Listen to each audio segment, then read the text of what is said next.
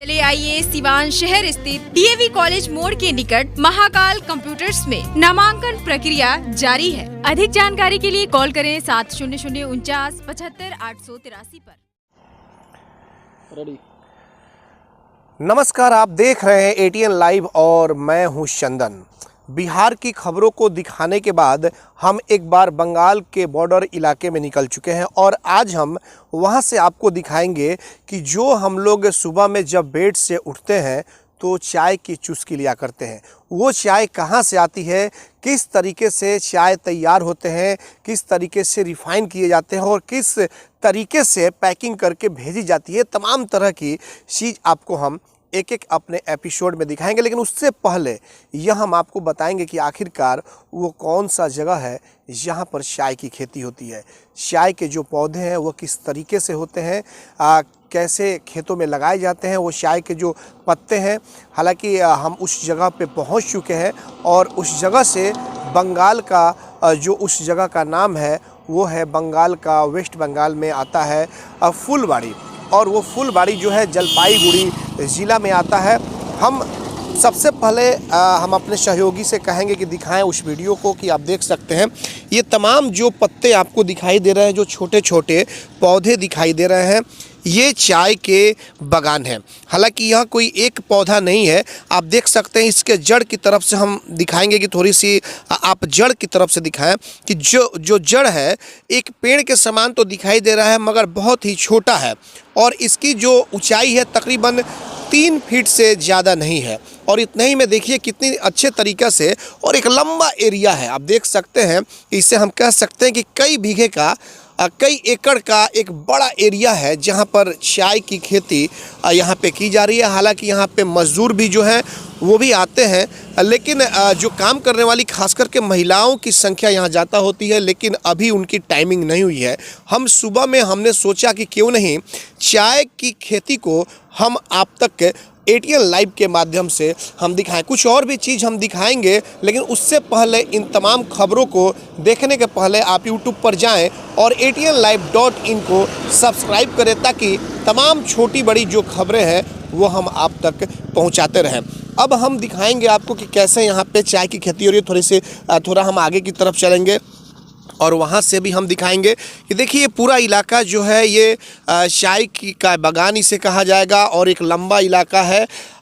हम थोड़ा सा अंदर की तरफ भी चलेंगे और वहाँ से भी हम दिखाएंगे कि आखिर ये जो पत्ता है, ये जो पौधा है वो क्या है, किस तरीके का पौधा है। हम नज़दीक में जाएंगे। देखिए हम अपने कैमरा से थोड़ा सा आप दूर से जाएँ और दिखाएँ कि ये देखिए पत्ता है। हालाँकि ये जो पत्ता है देखिए बहुत छोटा छोटा पत्ता है और इसे यही ये लुक है इसका, देख सकते हैं।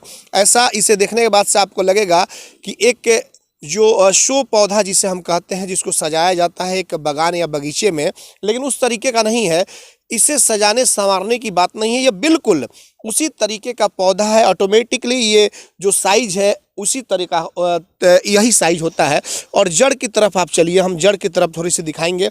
नीचे से हम दिखाएंगे कि देखिए ये जो जड़ है कितना छोटा, और छोटा में ही यह मोटा जड़ है तो बिल्कुल। और नीचे से ऊपर की तरफ ला करके आप दिखाइए, हम अपने कैमरामैन सहयोगी से कहेंगे कि दिखाएं। तो यही है चाय का बागान और इसी चाय के बागान से आप सोच रहे होंगे कि आखिरकार यह हरा हरा पौधा दिखाई दे रहा है तो फिर आखिर चाय पत्ती कहाँ पे है, चाय पत्ती के दाने कहाँ पे हैं। तो आपको हम बताते चले कि यही जो पत्ते जब सूख जाते हैं, ये जो पत्ते सूखते हैं उसके बाद से रिफाइन मशीन में जाती है या फैक्ट्री में जाती है, उसके बाद से इसी में से दाने निकलते हैं। तो कुल मिला जुला करके यहाँ पे हालांकि अभी सुबह का मौसम है, सुबह का माहौल है, ठंड भी कुछ ज़्यादा है और जो काम करने वाली जो महिलाएं हैं बागान में वो अभी तक फ़िलहाल नहीं पहुंची हुई हैं। लेकिन हमारे सहयोगी जो संवाददाता हैं सुरेंद्र कुमार, जो रिपब्लिक के सिवान के रिपोर्टर हैं, ये लोग साथ में हम लोग निकले हुए हैं।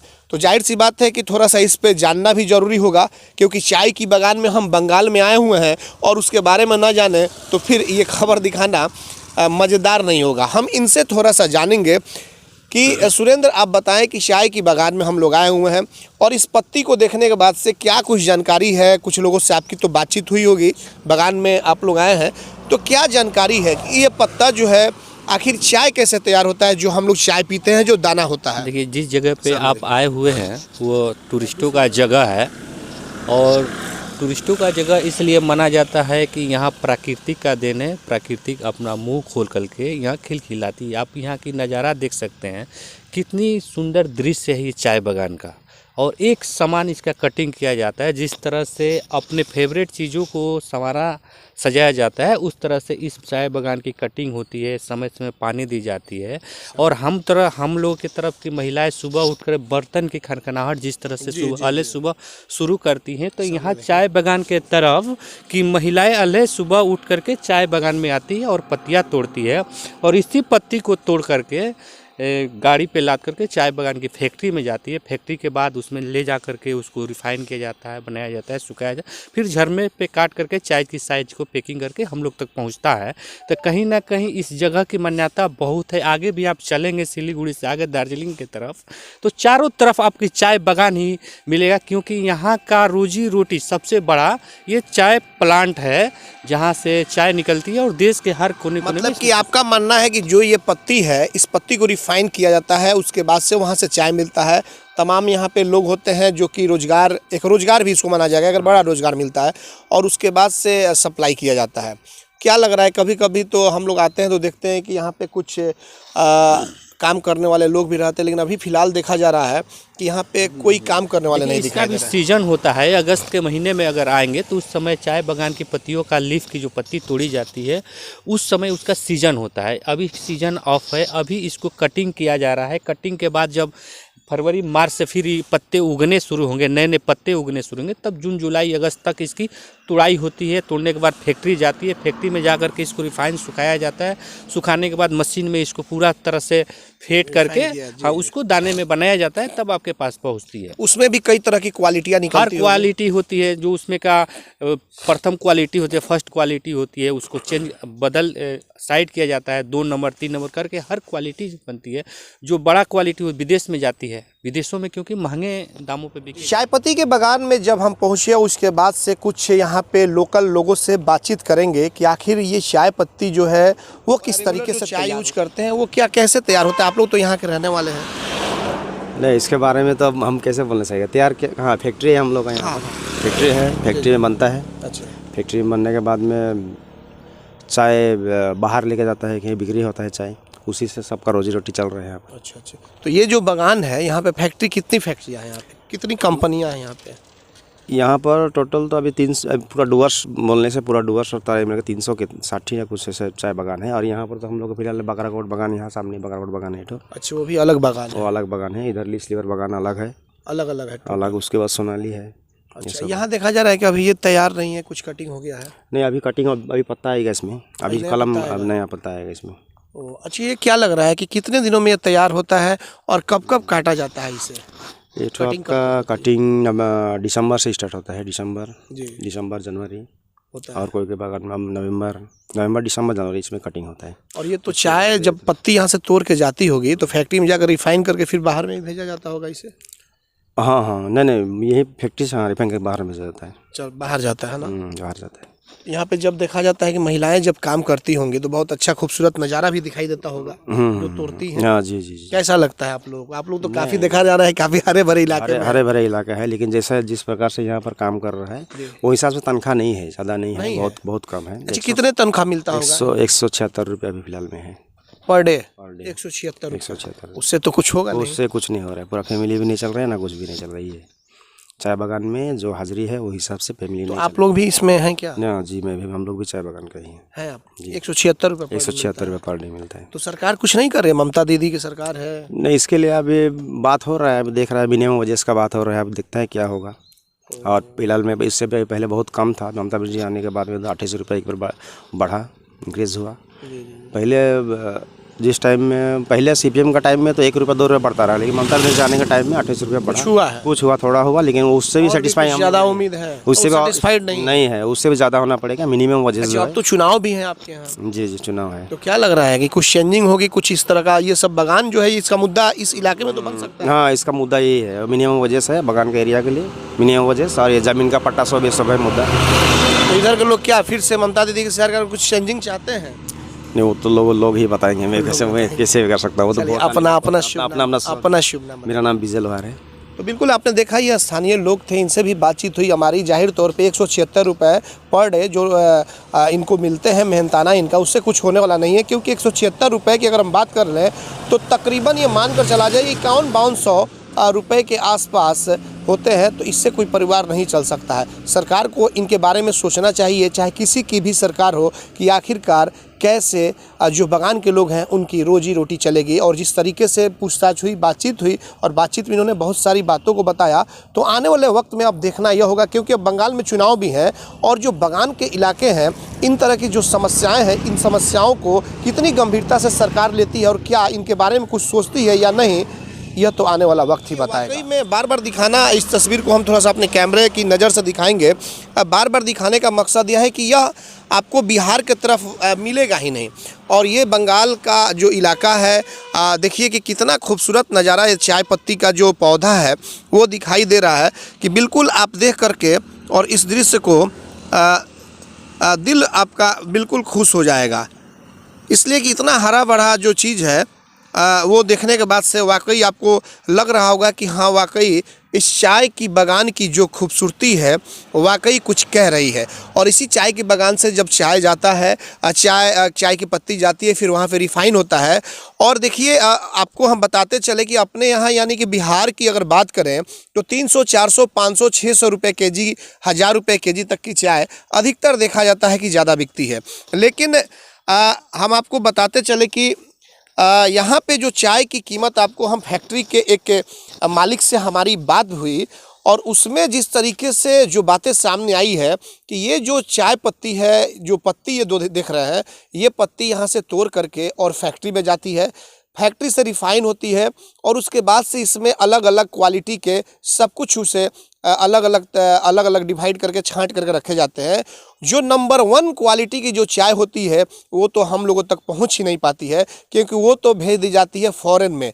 और वो आपको बता दें कि कई क्वालिटी में चाय होती है, एक वाइट टी होती है, फिर ब्राउन टी होती है, तो कई तरह तरह की वो बता रहे थे जैसे कि। और उसमें आपको हम बताते चले कि तकरीबन 46,000 रुपये केजी तक के भी चाय यहाँ पे अवेलेबल है। अब आपके ऊपर है कि कितने रुपए केजी का आप ले रहे हैं। 250 ग्राम अगर आपको लेना है तो 15,000 रुपये में एक चाय पत्ती है, जो तकरीबन थोड़ा सा अगर लीफ बोला जाएगा, उसे आप अगर चाय में डाल दे रहे हैं तो वाकई में उसका जो कलर होगा, उसका जो स्वाद होगा, वो बिल्कुल कहने लायक नहीं होगा। तो जो नंबर 1 क्वालिटी की जो चाय होती है वो फ़ौरन भेज दिए जाते हैं। जो विदेशों में जो लोग रहते हैं वो लोग पीते हैं, और हम लोग जो चाय यूज करते हैं, जो चाय पत्ती यूज करते हैं, वो तकरीबन 3 और 4 नंबर की हम लोग यूज करते हैं। तो जाहिर सी बात है कि उतने महंगे तो इधर लोग ज़्यादा ख़रीदारी भी नहीं करेंगे। तो इसीलिए हम एक बार चाय के बागान में चलें कि क्यों नहीं हम वहाँ से दिखाएं कि जो चाय हम लोग बेड से उठते उठते जो पीते हैं वो चाय आखिर कहाँ से आती है, किस तरीके से उसकी खेती होती है। और इसी क्रम में हम पहुँचे वेस्ट बंगाल के फुलबाड़ी में, और वहाँ पे पूरे चाय की बागान को हमने आपको दिखाया कि कुछ ऐसे ही चाय की खेती होती है, ऐसे ही चाय की पत्ती होती है, और यहीं से चाय पत्ती को तोड़ करके और फैक्ट्री में भेज करके रिफ़ाइन करके और बड़े पैमाने पर चाय की पैकेटिंग करके और फिर विदेशों या फिर तमाम अपने भारत के राज्य हैं वहाँ पे सप्लाई की जाते हैं। कुछ इसी तरीके से अलग अलग एटीएन लाइव लगातार शुरू से कुछ अलग करते आया है, कुछ अलग दिखाते रहा है। और हम आपसे एक बार फिर से रिक्वेस्ट करेंगे कि आप तमाम छोटी बड़ी खबरों को देखना है तो कृपया यूट्यूब पर जाएं और ATNlive.in को सब्सक्राइब करें, ताकि तमाम छोटी बड़ी जो खबरें हैं वो हम आप तक पहुंचाने का काम करते रहें। अब पेट्रोल डालने का टेंशन खत्म, क्योंकि अब आपके शहर सिवान में नेशनल मोटर लेकर आ गया है एमओ कंपनी का इलेक्ट्रिक स्कूटी, जो एक बार चार्जिंग के बाद 100 किलोमीटर तक का कराएगा सफर, आसान किस्तों पर भी उपलब्ध। एमओ लेकर आया है जॉन्टी, इंस्पायरल, फेस्टी और स्पाइन, 4 अलग अलग मॉडलों में नई तकनीक और काफी मजबूती के साथ बैटरी से चलने वाली स्कूटी। प्रखंड स्तर पर सभी डीलरशिप के लिए संपर्क करें। No registration, no licence. तो इस महंगाई के दौर पे एमओ की स्कूटी आज ही खरीदे। नेशनल मोटर बचपन प्ले स्कूल के सामने सिसवन ढाला सिवान।